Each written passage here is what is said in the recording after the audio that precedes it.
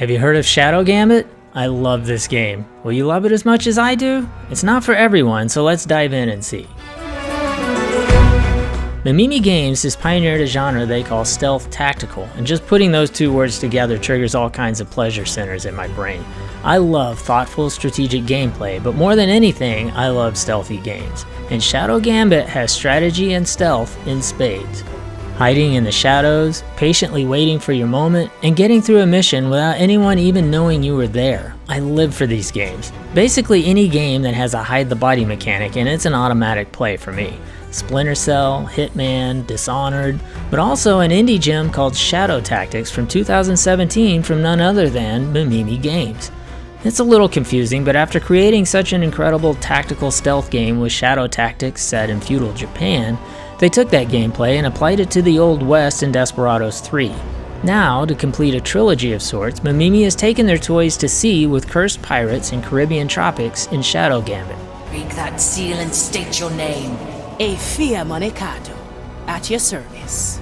With each iteration they add new bells and whistles, and Shadow Gambit gives you more ways than ever to solve all kinds of situations, and does a great job of making you feel smart.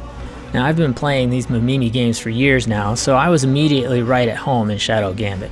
I already knew the basics like distracting guards or pausing the action to set up a sequence of attacks I can trigger at the push of a button. But if this is your first go with one of these games, I feel like it might be a little daunting at first. Side note, if you've never played these games, but you did pick up Shadow Gambit, let me know in the comments if you were able to pick it up right away or if it was a little dense. The game consists of a series of missions where you'll go to an island, sneak around, complete some objectives, and earn some rewards. Between missions, you'll be at sea in your magical ship, and you can use those mission rewards to unlock crew members, apply upgrades, and so on. The meat of the game and the majority of your time will be spent on the missions on solid ground, but there's a lot to do at sea between missions. There are training scenarios and challenges and little side stories you can only advance on the ship. Or you can banter with your crew and learn more about them. The game is full of charm and personality, and most of that happens on the ship between missions.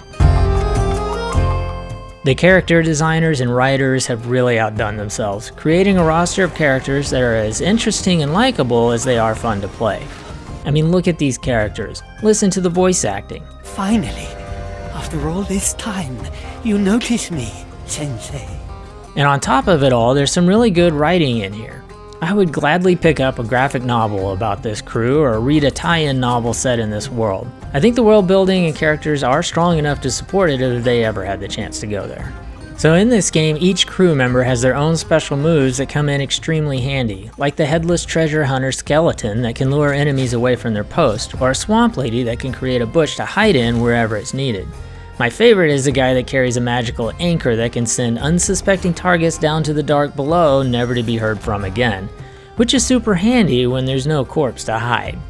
But each of these powers comes with limitations, like the sniper who can hit targets from long range, but her crossbow only has one bolt, so you have to be careful not to fire it someplace where you can't retrieve it. My only complaint is that it's pretty important to have at least one character who can draw enemies away from their posts, so much so that the game actually gives you a warning if you pick a team without that ability. If the ability is that important, maybe more characters should have that option.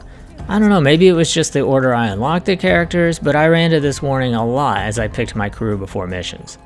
Different characters work well with different playstyles, and even different combinations creates all kinds of gameplay scenarios, like the character that can't climb vines, but this other guy can lift her up.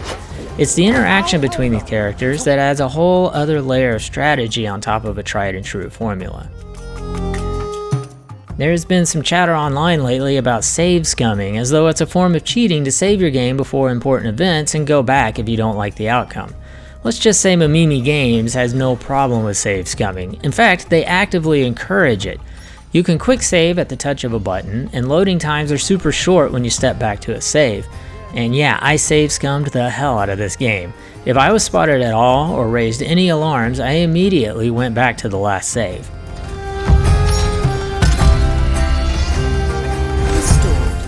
But that's just how I play these games anyway, and there's room for different playstyles. If you like a little chaos or unpredictability in your gaming, you can play through these mistakes and adjust your strategy on the fly.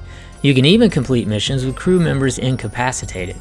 I watched one guy on Twitch attempting one of the harder missions on the highest difficulty setting, and the level would automatically reset if anything went wrong. He banged his head against the wall for hours and wasn't even halfway through the level. So yeah, this game can be extremely difficult if you want it to be. What about you? Let me know in the comments which playstyle you typically go for in games that give you the choice. This is a AA title after all, and it's felt the most during cutscenes that just feature 2D illustrations of the characters. On the bright side, the illustrations look great and the voice acting is good enough to carry the load, but animated cutscenes in the game engine would have been a bit more immersive. Graphically, the game is pretty and features some beautifully rendered environments, but some of them are a bit less impressive if you zoom in too far. Speaking of zooming, another new feature is the map you can pop in and out of and see enemy movement in real time. It doesn't pause the game and you can go back and forth instantly, so you can really get a lot of information quickly, and I think I want this map in every game now. Sound-wise, it has a good soundtrack when it wants to, but the game generally keeps music and sound effects fairly sparse so they don't get in the way of your sneaking around. The songs I did hear were good enough I checked out the album on Spotify, and it didn't disappoint. Did you enjoy completing missions without getting spotted in Assassin's Creed Black Flag? Did you like marking enemies in Ghost Recon and assigning your teammates to take them out? How about Hitman Go? If you put the Ghost in Ghost of Tsushima, or enjoyed any of these examples, then this game will probably float your boat. Personally, I feel like this game was made for me. I know it's not Game of the Year material for the general gaming public, but it's on my personal list as one of my favorites this year in a year packed with so many great games. I give it a bony, undead thumbs up. If you liked this video, a thumbs up or a follow is always appreciated, and thanks for watching.